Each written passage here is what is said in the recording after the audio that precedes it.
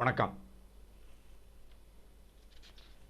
Armstrong படுகொலையில் ஆரம்பத்தில் இருந்து விறுவிறுப்பாக தான் போயின்னு இருக்கு. 11 பேரை அரெஸ்ட் பண்ணாங்க.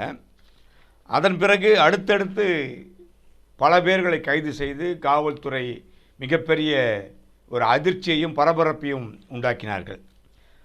அதன் பிறகு மலர்கொடி, ஹரிஹரன், அஞ்சலை இவங்களெல்லாம் தேடின்னு இருக்கிறோம். முக்கிய குற்றவாளிகள் இவங்க, பின்புலமாக இருந்தவங்க, ஆற்காடு சுரேஷுக்கு ரொம்ப வேண்டியவங்க அப்படின்லாம் போலீஸ் சொன்னாங்க. அதன் பிறகு மலர்கொடி அரெஸ்ட் பண்ணாங்க, ஹரிஹரன் அரெஸ்ட் பண்ணாங்க. அதன் பிறகு அஞ்சலையை தேடின்னு இருக்கிறோம், தீவிரமாக தேடின்னு இருக்கோம். மிகப்பெரிய தாதா, அவங்க மூலமாக தான் வந்து பணம் பரிவர்த்தனையாக ஆகிருக்கு. மிகப்பெரிய பின்புலமாக இருந்து இந்த கொலையை நிறைவேற்றினவன் அஞ்சலைக்கு முக்கிய பங்கு உண்டு அப்படின்னு சொன்னாங்க போலீஸில்.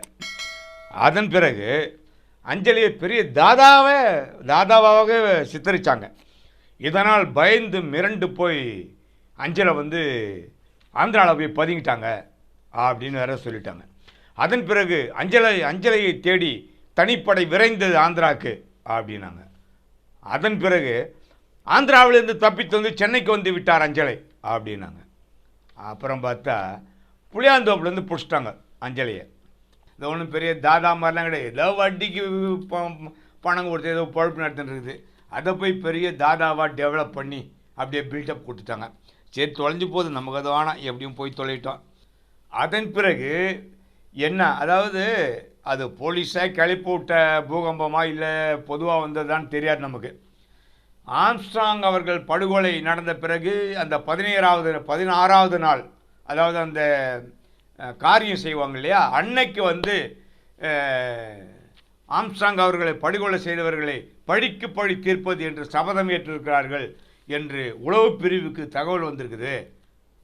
அதனால் நாங்கள் குற்றவாளியை வந்து கோர்ட்டெலாம் கூட்டின்னு போக மாட்டோம், ரொம்ப பத்திரமாக கூட்டின்னு போய் சிறையில் அடைச்சிடுவோம். நீதிபதியாக வந்து அங்கே வந்து ரிமாண்ட் பண்ணிட்டு போகணும், வீடியோ கான்ஃபரன்ஸில் போட்டு நாங்கள் ரிமாண்ட் பண்ணிடுறோம் அப்படின்னு சொல்லிட்டாங்க. ரொம்ப சந்தோஷம், ரொம்ப நல்ல விஷயம்.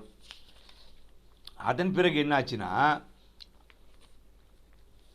இப்போ இவங்க சொன்னாங்க இல்லையா, இந்த மாதிரி உளவு பிரிவில் இருந்து எங்களுக்கு தகவல் வந்திருக்கு, நாங்கள் வந்து இந்த குற்றவாளியை பாதுகாக்கணும் அப்படின்னு சொன்னாங்க இல்லையா.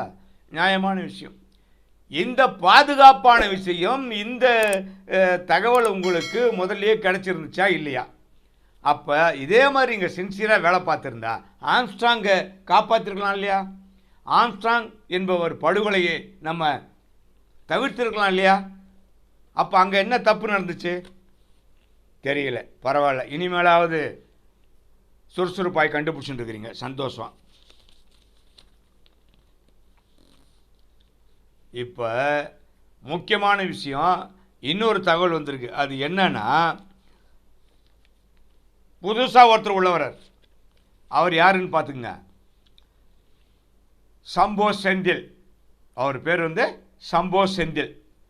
இவர் தான் வந்து ஆம்ஸ்ட்ராங் படுகொலைக்கு ஸ்கெட்ச் போட்டு கொடுத்தாரு அப்படின்னு சொல்லிட்டு இருக்கிறாங்க. இப்போ முதல்ல வந்து என்கவுண்டர் பண்ணாங்கல்ல, அவர் பண்ணார், திருவேங்கடமா அவர் பண்ணார்னாங்க. இப்போ இவர் ரொம்ப முக்கிய குற்றவாளி அப்படின்னு போலீஸ் சொல்கிறாங்க, நமக்கு தெரியாதுங்க. அதன் பிறகு இவர் தான் எல்லாமே பின்புலமாக இருந்து செயல்பட்டவர். இவருக்கும் ஆம்ஸ்ட்ராங்குக்கும் நிலப்பிரச்சனை, அதுக்கப்புறம் இந்த கம்பெனிங்களில் ஸ்கிராப்லாம் எடுப்பாங்க இல்லைங்களா, இந்த வீணான பொருள்கள், ஓட்டை உடைச்சல் இதெல்லாம் எடுப்பாங்க இல்லையா. நம்ம ஓட்டை உடைச்சல் சொல்கிறோம், அதில் கோடிக்கணக்கான பணம் போடலாம்.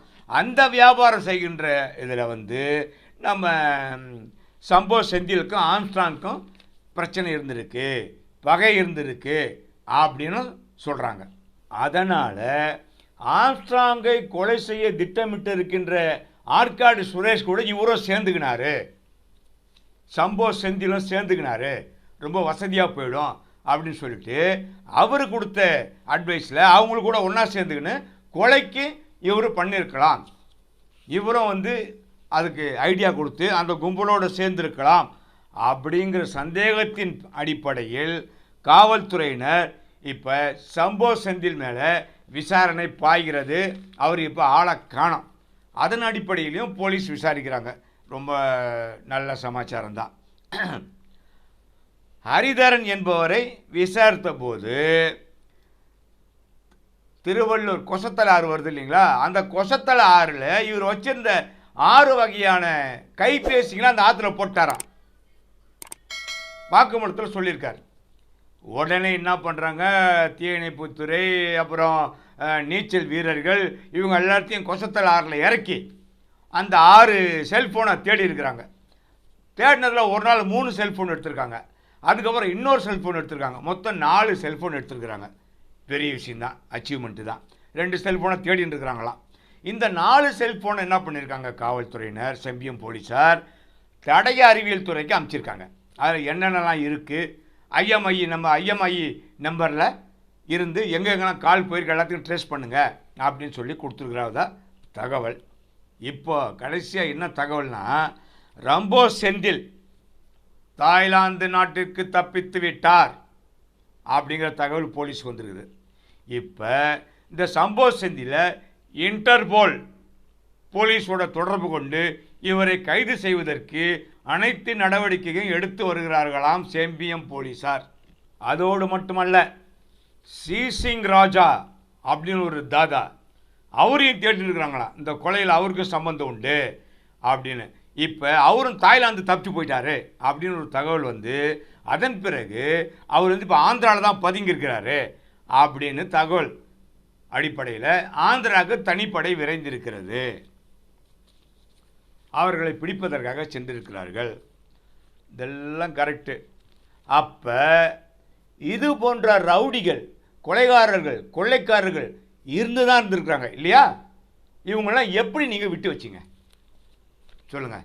இப்போ அப்போ ஆம்ஸ்ட்ராங் மாதிரி ஒவ்வொரு தலைவர்களும் மாதம் கொலை செய்யப்பட்டால் இந்த மாதிரி ரவுடிங்களை பிடிப்பீங்களா? அப்போ இந்த ரவுடிங்கள்லாம் இவ்வளோ நாள் எங்கே போனாங்க? இவங்க மேலே எல்லாரும் மேலேயும் கொலை கேஸ் இருக்குது, பல கேஸுகள், பல வழக்குகள். ஒரு கொலை வழக்கு இல்லை, பல கொலை வழக்குகள் இருக்குது. இவங்களை விட்டுட்டு என்ன பண்ணீங்க? நாங்கள் கேட்கல, பொதுமக்கள் கேட்குறாங்க.